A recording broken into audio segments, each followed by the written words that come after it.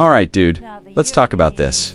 EU's top diplomat. She's out here like, listen, don't walk into Russia's trap. Don't do it. Don't let them keep Ukrainian land for peace.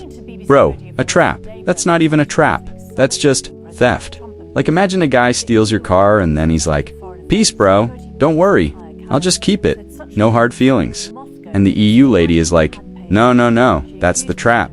Dude, it's not a trap. It's literally just crime with paperwork. And then she's like, Russia hasn't made one concession. Not one. Not even a my bad. Not even a text back. Nothing.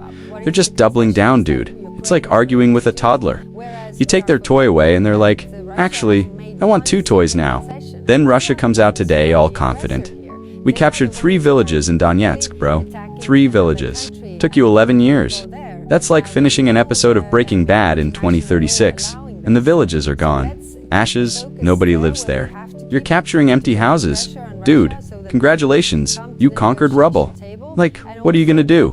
Build a Starbucks on it? Meanwhile, Hannah Shaylist, shout out Hannah, she's on BBC like the only adult in the room, explaining the battlefield. Yeah, it's 2,000 kilometers long. It's flexible. Sometimes Russia's advancing, sometimes Ukraine's liberating villages. Flexible. Dude, this isn't yoga. It's a war. And then the drones. Man, oh my god. Every time it's like, yeah, drones are evolving monthly, like iPhones. Russia's basically the Android guy pumping out 10,000 shaped drones. Budget models, plastic casing, no charger included.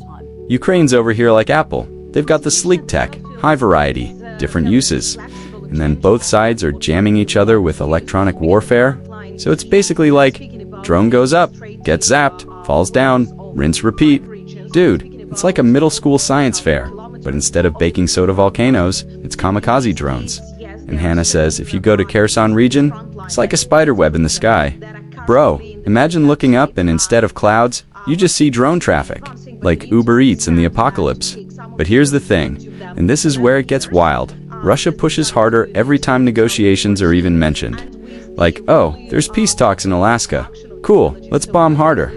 Dude, that's like showing up to couples therapy and punching a hole in the wall during the intro. So, bottom line, EU says don't fall for the trap. Hannah says it's complicated. Russia says we captured ghost towns, and meanwhile drones are just buzzing around like mosquitoes at a barbecue, and somehow we're supposed to call that progress. Dude, if this is progress, I don't even want to see regression. Yes, it is. As soon as the negotiations started or being planned for Alaska, Russians intensified their activities to gain additional territories and to prove that they are able of doing it. But at the same time, we cannot say that the situation is dramatically changing from, let's say, what we had in winter. What about the situation on the technology front? The use of drones by both sides has obviously increased. Again, how is that changing? That's a complicated situation because both sides are advancing and the technologies are changing almost monthly. So if originally, let's say 3 years ago, Ukraine being much advanced in terms of the new technologies and the diversity of the different drones that Ukraine used, so due to the badly implemented sanctions, Chinese support and Russian war economy, they managed to produce less variations, but in the bigger amount. For example, in Alabuga, they use the African forces and different other foreigners just to build 24/7 the so-called Shahed drones.